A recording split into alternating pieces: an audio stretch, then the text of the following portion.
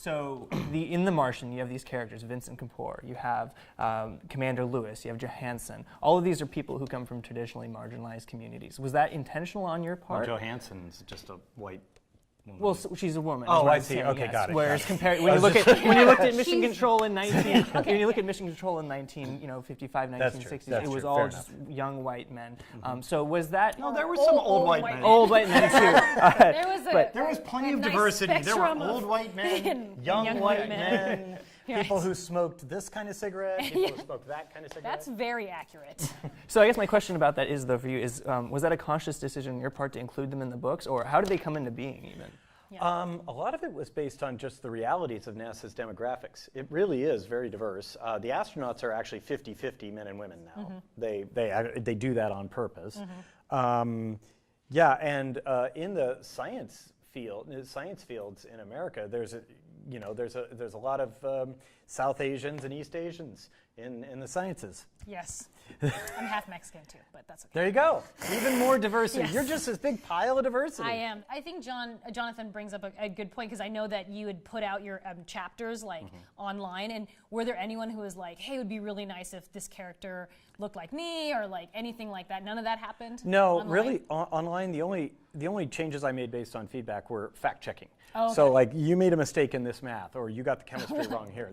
And I did make those mistakes, and I corrected them thanks to my readers, but not story advice or things like that. Or character development. Or character ethnicities or anything like that. So that was all you. That was all me. Okay.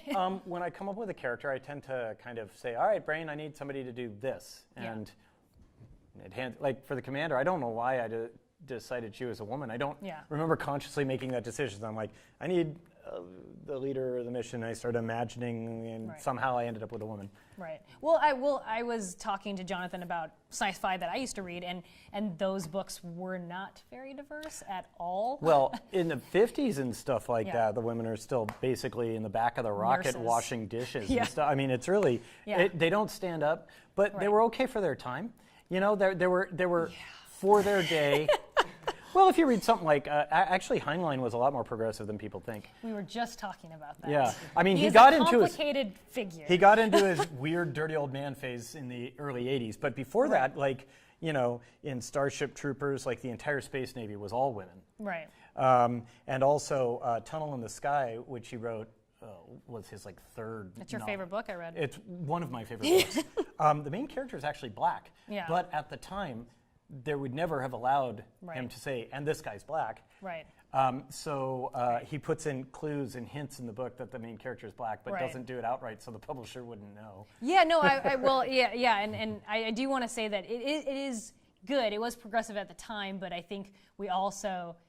Times change. Times change. Times change. And a lot of that stuff doesn't stand up now. Yeah, no, and all the sci-fi okay. books like human versus human is white, and like human is English language. You know, human language is English language, and it was.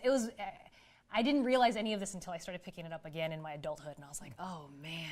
Well, I mean, Thomas Jefferson had slaves, but he wrote the Declaration No, of I know. Independence. It's like it's all very you got to grade on a curve. You do.